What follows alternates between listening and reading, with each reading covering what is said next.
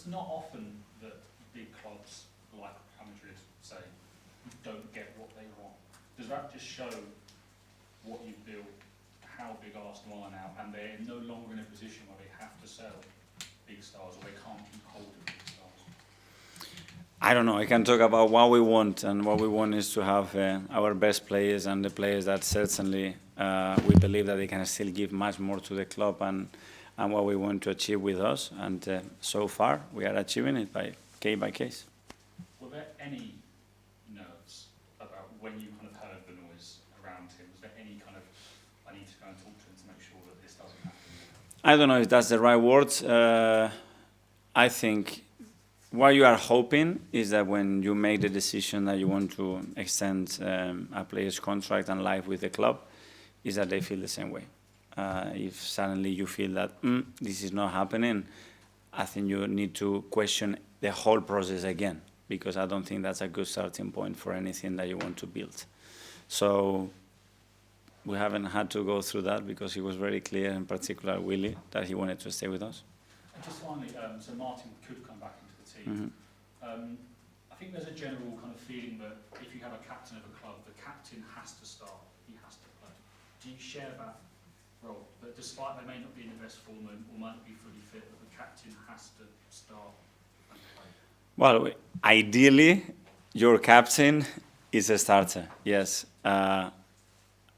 And that's what happened with Martin. I mean, he's been our starter so far this season, and last season, unfortunately, he's picked some injuries, and that's why he has missed some matches, but that's it. And I guess you're in a position now, though, where, because he hasn't been in form or fit, and the competition in midfield, there is a chance, but in some games you might decide. Yeah, but Martin certainly has the capacity not to do too much and not to train too much and go in 2 days and perform at the highest level, because he's naturally a super gifted, fit player. Hi, Mikel. Hi. Just on your record at Newcastle, the Ryder Cup, European Ryder Cup team have prepared to go into for America, Yeah. To New York this week by using VR headsets to simulate the crowd noise. Okay. I just wonder, have you been preparing for your trip to St James's Park in particular different ways? Because you obviously 4 out of the last 5 lost, I think. Mm-hmm. Yeah, we certainly need to do things better, and we're gonna talk from today, especially the things that, in my opinion, are gonna make the difference to win the game, and take the game as much as possible in that direction. There's no plans for anything? No VR, or we're not gonna use that. I think I'm running late with that idea. And do you think, with obviously your poor record, do you think you have to sort of approach things quite differently to how you've done it in the past? And maybe, you're not going to tell us, but Yeah. a different kind of game plan? I would go to the efficiency a lot, because a lot of times we have played a game that was very similar to, in my opinion, give us the best chance to win it, but we haven't been able to seal it. And that's the demands. We have done it at home. We did it in precision against them, so we are more than capable to do it. And that's the confidence that we're going to play the game with. Do you think it's a bit of a mental block at the moment? Because obviously you played them quite a lot in the last few seasons that you need to overcome. No, because we have won and we have lost as well. And the last few results down there, they could have been very different. I mean, when we played the second game of the semi-final, after 2 minutes, Martin Ødegaard is in front of goal. He scores a goal. He's talking about something else. So it's going to be those moments that we need to be clinical and efficient to win those games. Okay, finally, Gareth. Hi, Mikel. Hi.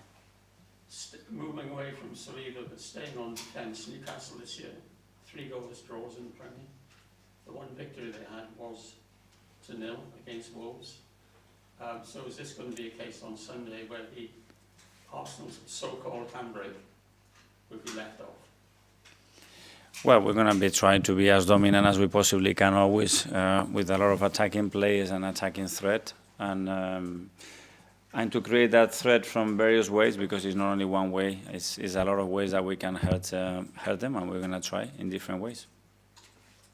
And you mentioned, you did, I think earlier on, you described the atmosphere as beautiful, Mm-hmm. but it's an atmosphere that hasn't done you a lot of good over the years. I mean, deep down, do the players maybe carry a little bit of apprehension going up there? No, because those atmospheres, as well, you learn a lot. And as a player, you learn a lot about yourself as well, about the team, about moments and how you cope with that.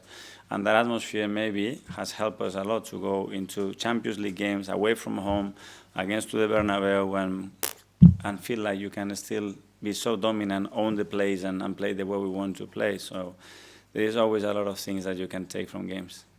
Thank you. Okay, Thank you. guys, thanks very much. Thank you. Yeah, thank you. Thank you.